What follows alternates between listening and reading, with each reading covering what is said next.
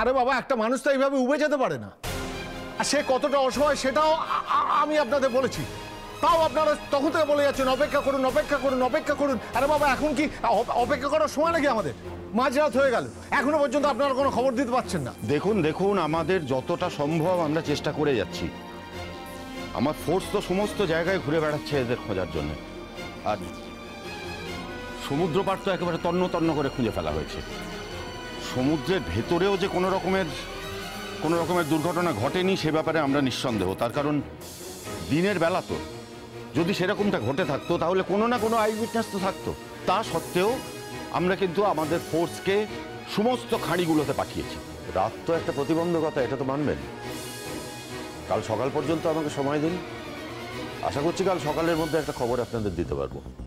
আর এই যে আমি বললাম যে আমার সন্দেহের তালিকায় কারা কারা আছে, কে আছে, ওই যে গোপাল বলেছিল যে ওই হোটেলের একজন কর্মচারী, সে উইদাউট এনি ইন্টিমেশন বাড়ি চলে গেছে। সেই আমার স্ত্রীকে শেষ দেখেছিল এবং আমার স্ত্রীর কাছে গিয়েছিল। আমি তো ক্লুটা আপনাদের দিলাম। তো কই আপনি তো ওই ছেলেটার আপনি বা আপনারা খোঁজ করছেন না? কে বলেছে খোঁজটা আমরা করছি না? হোটেল থেকে গোপালের বাড়ির ঠিকানা এবং তার সমস্ত তথ্য নিয়ে আসা হয়েছে। কাল সকালেই তার বাড়িতে আমাদের লোক যাবে। আর কাল সকালের মধ্যে যদি কিছু বড় ঘটনা ঘটে যায়, আমাদের চলতে কিছু না করার থাকে, তখন কি হবে? আচ্ছা, আপনি আমায় একটা কথা বোঝান তো। আপনি যা বলছেন তাতে তো আপনার স্ত্রীর কাছে টাকা পয়সা গয়নাগাটি বা অন্যান্য কোনো ভ্যালুয়েবলস কিছুই নেই, তাই তো? তাহলে বাজে বাজে আপনার স্ত্রীকে মেরে ফেলে ওদের কি লাভ? দেখুন আপনি একটু শান্ত হন। আমি বলছি তেমন কিচ্ছু ঘটবে না, শুধু একটা দিন আমাদের সময় দিন।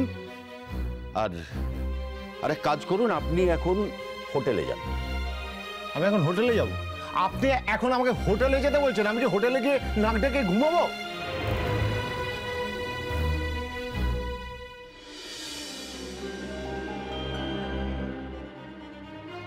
শুনুন, একটা কথা আপনি কিছুতেই বুঝে উঠতে পারছেন না, সেটা হচ্ছে আপনি এখানে বসে থাকলে আমাদের কাজের কিন্তু কোনো সুবিধা হবে না, বা উপরন্তু অসুবিধাই হবে। কিন্তু স্যার, আমি এখান থেকে এখন যাব না। আমার স্ত্রী যতক্ষণ একটা কমপ্লিট খবর পাচ্ছে আমি আমি আমি এখানেই ওয়েট করব। আমি বুঝতে পারছি যে আপনার আমাকে এখানে বসে থাকতে দিতে একটা অসুবিধা হচ্ছে, আমি তাই নিয়ে কোনো জোর করব না। কিন্তু এই থানার প্রেমাইসেস থেকে আপনি আমায় চলে যেতে বলতে পারেন না। আমি যতক্ষণ না আমার স্ত্রীর খবর পাচ্ছি ততক্ষণ আমি এই থানার প্রেমাইসেসে ওয়েট করব, এখান থেকে এক চুলও নড়ব না। আপনি কিন্তু এবার অবুঝের মতো কথা বলছেন।